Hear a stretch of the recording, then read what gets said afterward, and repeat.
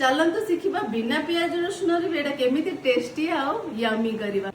सर्व करिबा ग्रेवी सहित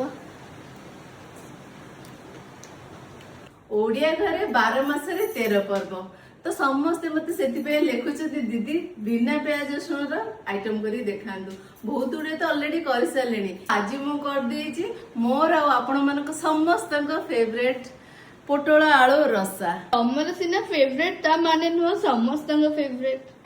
पोटल आलू रसा पुणी एमिति देखा जाउछि दे कहार फेवरेट न हेतिबो कहलो क्या पोटल रसा पसंद कमेंट करेंगे ग्रेवी रे जदि मसला और काजू बटा जदि एपट सेपट हो गला टिके अधिका कम बेसी हो गला तो पूरा टेस्ट पूरा बिगड़ी जाए परफेक्ट भाग माप अनुसार मु आपण मानक सिखै देबी केमती एमती यम्मी हबो और टेस्टी भी लागिबो। प्रथम मु पोटल गुडी को चांची देछि धोई के काटी देछि आको आपण मु एमिति काटछि आपण चाहिले मझिरु भी काटी परिबे। गोटे ग्रेवी तैयारी करिबा तापे बोली मु मसला गुंड नै जाइछि जीरा धनिया एटा पान मधुरी आउ ए सबु इंग्रेडिएंट मु लेखि देथिबी से अनुसार आपण माने करिवे। ए सबु को हल्का टिके भाजी दबा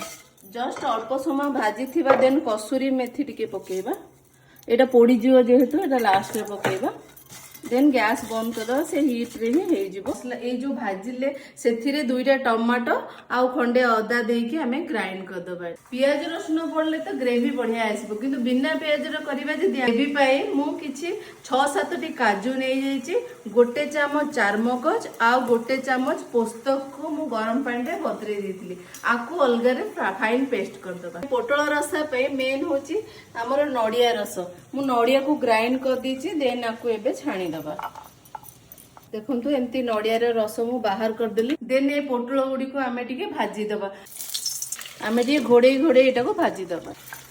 एबे हेई गेलानी पोटल गुडी को एबे काढी दबा तेल टिके अधिका थिला मु काढी देली एबे सेही तेल रे आमे किछि चीनी को टिके पकेबा चीनी लाल हे गेलानी एबे तेज पत्र पके दबा जो बटा बाटी थिले मसला टमाटो बटा हळदी किछि पकेबा मेरी रेड चिली पाउडर 1 टेबलस्पून पकेबा मसला कसी हे गेलानी एबे हमें काजू बटाटा दबा मसला टी हे गेलानी एबे हमें पोटल पके दबा आकु टिके भल्ला से भाजी दबा नडिया रसटा पकेबा रस पके के हमें 2 मिनिट टिके भाजी दबा लूण स्वाद अनुसार पके चीनी हाफ चम्मच पकेबा एटा पकेले टेस्ट बहुत बढ़िया आसीबो यार।